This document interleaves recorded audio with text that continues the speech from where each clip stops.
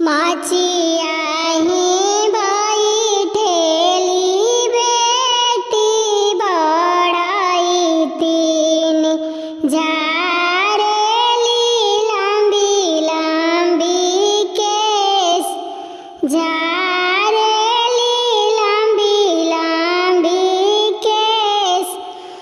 अरे केसिया उड़ा बेटी जैबू दूर देशवा हो बेटी रोएली नैना डार।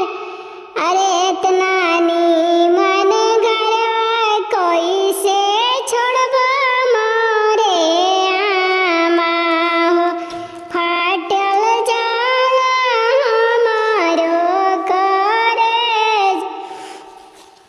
अरे फाटी जाला हमारो करेज।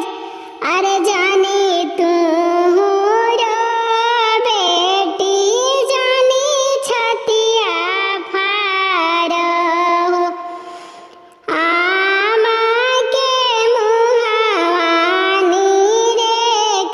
अरे सोने के सुगनवा बेटी दुई गो बड़ाइबो लेइए बीतैया दिन रात। अरे अपना मोहलिया से निकले अपन पापा सुना दनिया राजा हमार।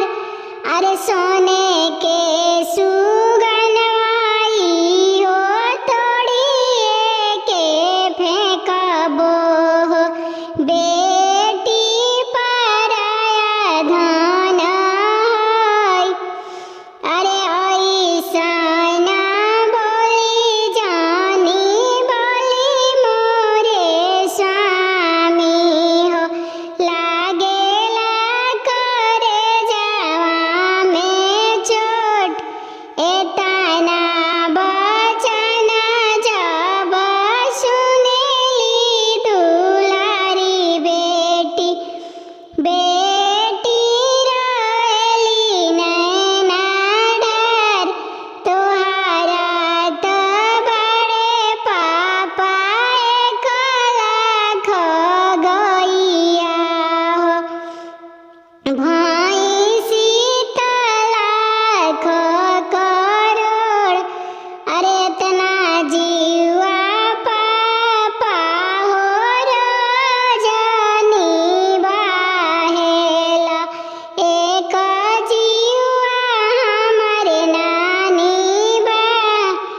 अरे जब तू रहलू बेटी बारी दुलारी हो खेललू त हमरा आंगनाय। अब तू भैलू बेटी ब्याहन जोगे हो शोभाबू सुंदर बर के साथ शोभाबू सुंदर बर के साथ।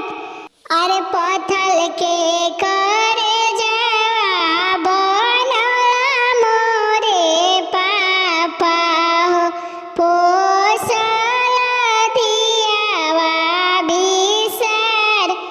अरे पत्थर के